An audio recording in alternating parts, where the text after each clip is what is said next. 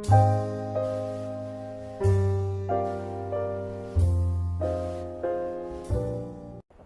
பேர் அறிவழகன், பாலப்படிக்கிறேன் கிராமம். நான் எம்கா முடிச்சுட்டு விவசாயத்தையே முழுசாக பண்ணிட்டு இருக்கணும் அப்படின்னு ஒரு ஆசையினால நான் ஒரு 20 ஆடு 10 மாடு வச்சுருக்கேன். இதுக்கு முன்னே வந்து நான் தீவனம் மற்ற இதெல்லாம் ரொம்ப விலை அதிகமாக கொடுத்து வாங்கி போட்டுக்கிட்டு இருந்தோம். அதனால் அது கட்டுப்படியாகல அப்படின்ட்டு நம்ம ஏரியா டாக்டருங்க வந்து இந்த மாதிரி நீங்கள் இது அசோலா போடுங்க, அதனால நல்லா கெயின் இருக்கும் அப்படின்னு சொன்னாங்க.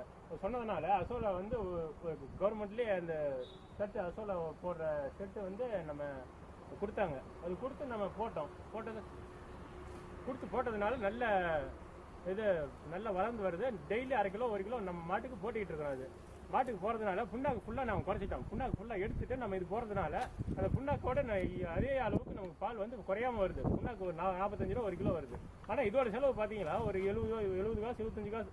அதே ஃபுல்லாக நம்ம ஒர்க்கு தான். அந்த தார்பையோட விலை மட்டும்தான் நமக்கு காஸ்ட்லி, மற்றபடி வேறு எந்த செலவுமே கிடையாது. தினசரி நம்ம பராமரிக்கிறது மட்டும்தான். அதனால நல்ல வருமானம் இருக்குது. தினசரி நமக்கு வந்து புண்ணாக்கோட விலை ஒரு மாட்டுக்கு வந்து 1/2 கிலோ புண்ணாக்கு குறைஞ்சபட்சம் நம்ம போடுறோம்.